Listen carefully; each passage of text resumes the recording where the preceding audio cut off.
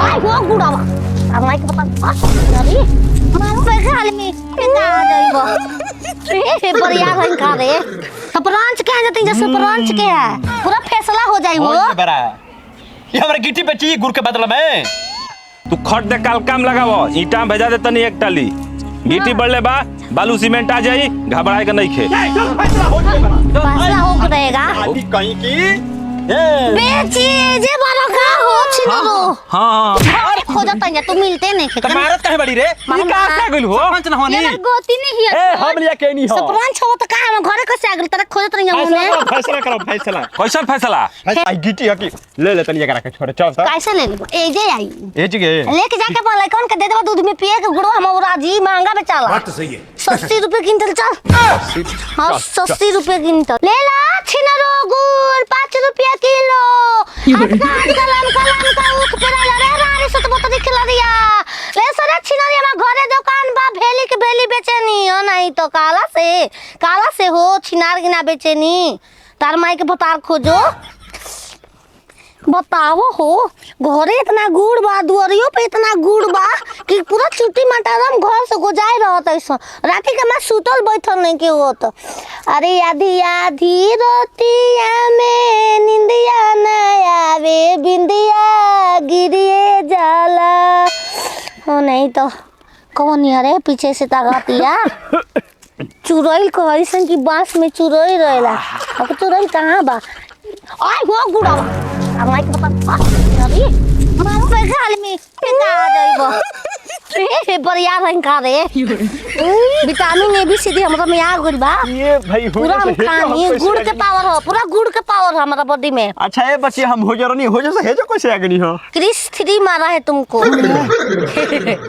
हम हूं है बड़ा मुंह में मैं बदंग में के बाहुबली महेंद्र बाहुबली मैं हूं अच्छा तू ही हो हम तो नहीं है गुड़ लेबे हला करतल हो तो सुनाई हां गुड़ पैसा दो पैसा देता नहीं पहले गुड़वा दिखावा हमारा के गुड़ दिखावे कब दो तार गमछी बांध दे हम चमकीला ना दे चमकीला में ना दे सरकार मना कर ले चमकीला से एनर्जी होता गाय भैंस चमकीला खा लेते सो अपन घर से फाटल बोरा झोरा लेके आओ तुमको गुड़ मिलेगा हेजो से हेजो हम कैसे ला गुड़ का किलो हाय गुड़ हां का हो ले ना फिर तो मच्छी अगर आप को ठुके ले बनी फिचरा बाहर में ते पे धर गिट्टी अरे गिट्टी हटा गिट्टी हां गिट्टी हां के का से पूछाई ना रे गिट्टी हां गिट्टी के का से पूछाई पंचायत करी ए भा पंचायत होई चल जेपिया घरे चल जेपिया चल जेपिया घरे चल मिसरा के है मिसरा हम मिसरा हवन का रे का गिरल है तो कुछ ना होई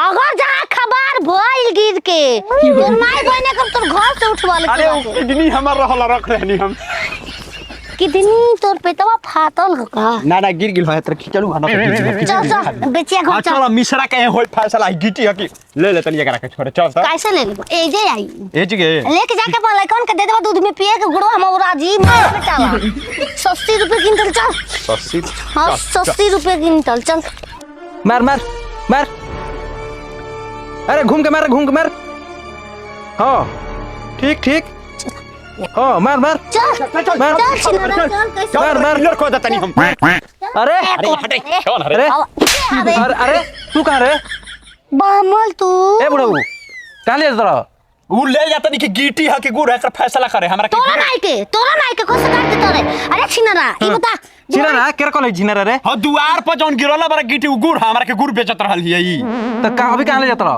ले जाता नहीं पूछवावे कहाँ बा दुआर पर इहे पूछ कहाँ रे बेचिया घरे बेची है हां तो पिया वाला बरवा है अरे दवा जे वाला पिया के घरे भाई हम तो वे कहते तू बता एकरा के और हम ना बताई वो क्लियर करे हैं कि गुड़ है कि गिट्टी है सरपंच के जतिन जे सरपंच के है पूरा फैसला हो जाई वो बरा ये हमरा गिट्टी पे ची गुड़ के बदला में तक जेपी कहाँ जी बुझे हां कोई फैसला करी हम ना तू कर बा पर कर बा हो सवाल आवे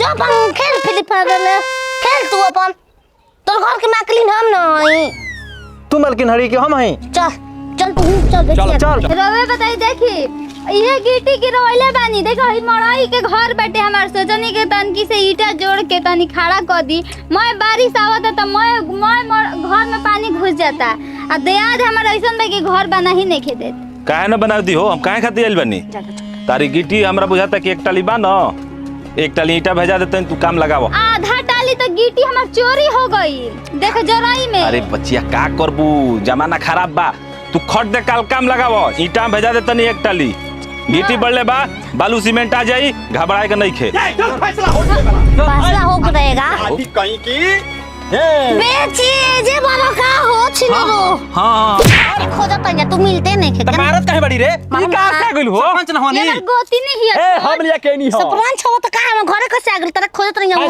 फैसला करो फैसला। कैसा फैसला? फैसला ये बा अब तू कहेंगे बेचत रुका ना हां ए छिना जोन हमनी के ससुर के भाई बाड़न, बड़का ससुर घर में नहीं खंदे।